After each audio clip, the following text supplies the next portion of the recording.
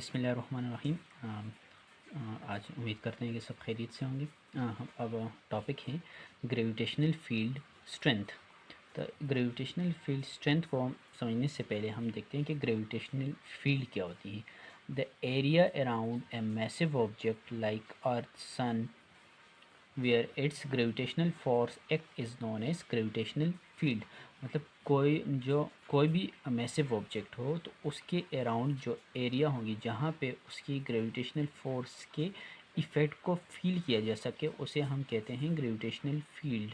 जैसे कि अगर हम एग्ज़ाम्पल दूँ मैं आपको, जिस तरह एक मैग्नेट होता है तो मैग्नेट की अपने एक फील्ड होती है।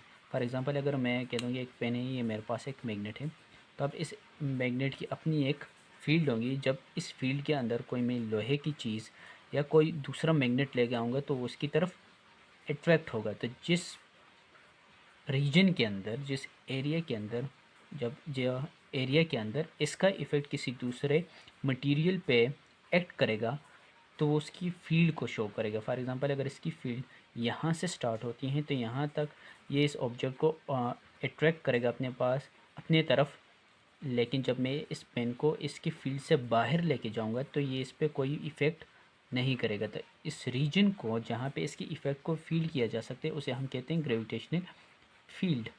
सॉरी, इसे हम इसकी फील्ड कहते हैं। और इस तरह अर्थ की या सन की जो एक रीजन होता है जहाँ पे उसकी ग्रेविटी इफ़ेक्ट करती है उसे हम कहते हैं ग्रेविटेशनल फील्ड। ठीक है, अब नेक्स्ट है gravitational field is represented by field lines that indicate the direction and strength of gravity. अब जो ग्रेविटेशनल फील्ड है उसको हम रिप्रेजेंट करते हैं किसके ज़रिए?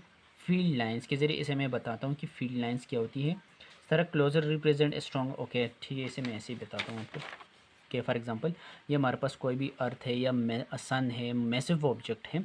तो अब ये जो लाइंस शो हो रही है ना, मैं जो ड्रा की हुई, इसे हम कहते हैं ग्रेविटेशनल फील्ड लाइंस। ये एक इमेजिनरी फील्ड लाइंस होती हैं।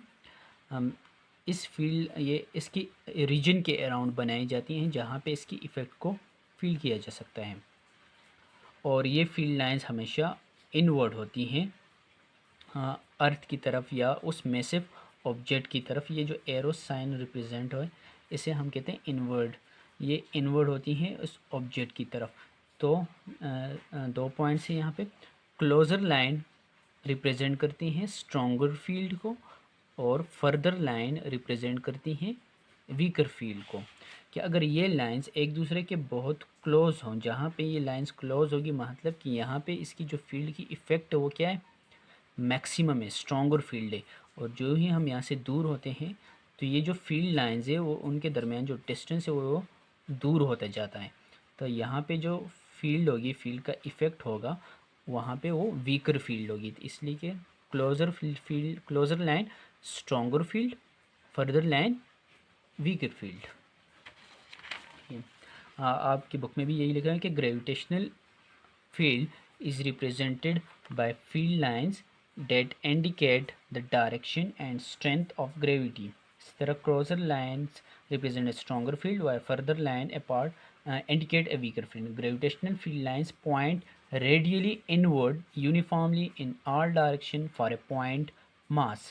अब आते हैं point mass क्या होता है। एक तो आ गई रेडियली इनवर्ड। रेडियली इनवर्ड मतलब कि इसके जो रेडियस है ना, फॉर एग्जांपल सेंटर पॉइंट ये रहा और इसका रेडियस, तो रेडियस के अकॉर्डिंग जो है वो इनवर्ड होती है ये फील्ड लाइंस। और इसी तरह पॉइंट मास का होगा कि इस ऑब्जेक्ट का, ये मैसिव ऑब्जेक्ट फॉर एग्जांपल सन है या अर्थ है, इसके मास को हम इस तरह कंसंट्रेट कर मतलब प्रेस करके किसी एक सेंटर पॉइंट पे लेके आएँ कि मैं ये कहूँ कि इस सेंटर पॉइंट पे इस ऑब्जेक्ट का तमाम मास इस सेंटर पॉइंट पे कर रहा है। तो इस पॉइंट को हम क्या कहेंगे? पॉइंट मास कहेंगे। कि इसको हम कंप्रेस करके, पूरे ऑब्जेक्ट को कंप्रेस करके एक पॉइंट पे लेके आते हैं तो इस पॉइंट पर इस बॉडी का तमाम मास एक्ट करेगा। इस पॉइंट को हम कहते हैं पॉइंट मास। अच्छा, बुक में भी आपके पॉइंट मास को डिफाइन किया गया। A point mass is treated as if all its mass is concentrated at a single point in space. कि स्पेस में उस ऑब्जेक्ट का तमाम मास एक ही पॉइंट पे कंसनट्रेटेड हो, उसको हम कहते हैं पॉइंट मास।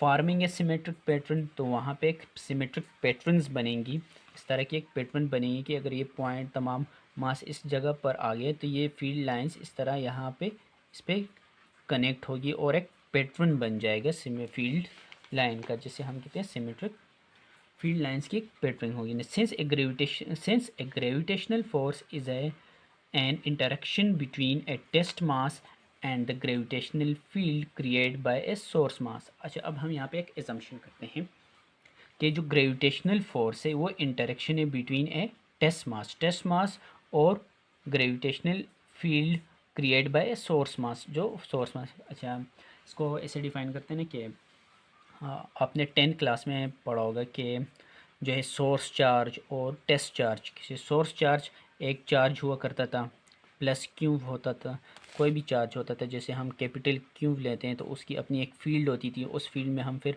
टेस्ट चार्ज को लेके आते थे, वहाँ पे उसका उन दोनों के दरमियान इंटरेक्शन को स्टडी करते थे। तो यहाँ पे भी इसको एजम्पशन के तौर पर लिया जा रहा है कि sense A gravitational force is a interaction, जो ग्रेविटेशनल फोर्स हो क्या है, इंटरेक्शन है बिटवीन ए टेस्ट मास, एक टेस्ट मास, वहाँ पे टेस्ट चार्ज लेते थे, अब यहाँ पे हमने लिया एक test mass, and the gravitational field create by source mass, और सोर्स मास के ज़रिए जो ग्रेविटेशनल फील्ड है तो उन दोनों के दरमियान इंटरेक्शन है। Therefore from Newton second law of motion, तो अब Newton second law of motion के ज़रिए इसे हम फर्दर देखते हैं कि जाहिर सी बात है दोनों के दरमियान इंटरेक्शन है तो फोर्स भी लगेगी, और जो टेस्ट चार्ज है या जो टेस्ट मास है वो उसकी वजह से, सोर्स मास की वजह से एक्सेलरेट करेगा या तो उसकी तरफ अट्रैक्ट होगा। तो एक्सेलरेशन को हम कैसे डिफाइन करते हैं न्यूटन सेकंड लॉ के according, F equal to ma। तो यहाँ से एक्सेलरेशन आ गई A equal to F by M. Acceleration किसकी वजह से है, ग्रेविटी की वजह से है, तो उसे हम लिखते हैं A by G, F by G and m, और इसी को हम रिप्रेजेंट करते हैं सिंपल g के ज़रिए भी, एक्सेलरेशन ड्यू टू ग्रेविटी। तो ए जी को रिप्रेजेंट करते हैं जी के ज़रिए भी। तो gravitational field can be defined, अब यहाँ पे ग्रेविटेशनल फील्ड को हम डिफाइन कर सकते हैं by gravitational field strength, gravitational field strength के ज़रिए, जो कि डिनोट होता है by G, and the gravitational field strength is a vector with the magnitude of G. और जो ग्रेविटेशनल फील्ड स्ट्रेंथ है वो क्या है, एक वेक्टर क्वांटिटी है। वेक्टर क्वांटिटी कैसे, हमने अभी बताया कि डायरेक्शन होती है किसकी तरफ, इनवर्ड होती है, मतलब ये जो वेक्टर्स है नहीं तमाम जी की वैल्यू, मतलब ये ग्रेविटेशनल फील्ड है वो इस तरफ वेक्टर्स बना रही होती है, एक डायरेक्शन बना रहे हैं, इनवर्ड होती है किसकी तरफ, एक इनवर्ड फोर्स है और उसकी मैग्नीट्यूड भी है। तो यही बात ये भी बता रहे हैं कि denoted by G the gravitational field strength is a vector, और स्ट्रेंथ में मैंने, और स्ट्रेंथ भी हम कहते हैं कि क्रोजर लाइन क्या होती है, स्ट्रॉन्ग फील्ड डिफाइन करती है, और फर्दर लाइन वीक फील्ड को। तो field strength is a vector with the magnitude of G pointing in the direction of gravitational force, और उसी ग्रेविटेशनल फोर्स की डायरेक्शन में होती है। द वैल्यू ऑफ जी, अब जी की value, the value of G is the gravitational force on a unit mass at that point. अब G की वैल्यू क्या है, जी की वैल्यू क्या रिप्रेजेंट करती है, ए ग्रेविटेशनल फोर्स किसी भी एक यूनिट मास पर जहाँ पे वो मौजूद होते हैं उस पर लगने वाला फोर्स। फॉर एग्जांपल अगर ये ऑब्जेक्ट सन है तो जी, यहाँ पे जी की वैल्यू क्या होगी, या एक यूनिट मास पे जी की वैल्यू क्या होगी, वो जी की वैल्यू रिप्रेजेंट करेगी कि इस यूनिट मास पर कितनी फोर्स लग रही है। तो इसे हम ऐसे भी लिख दें कि G is equal to F G by M, से वही न्यूटन सेकंड लॉ है। Therefore gravitational field strength and acceleration due to gravity are equivalent, और दोनों क्या होते हैं आपस में इक्वलेंट होते हैं, ग्रेविटेशनल फील्ड स्ट्रेंथ भी और ग्रेविटेशनल फील्ड एक्सेलरेशन भी। तो थैंक यू सो मच, बाकी के टॉपिक हम नेक्स्ट वीडियो में कवर करेंगे इंशाल्लाह।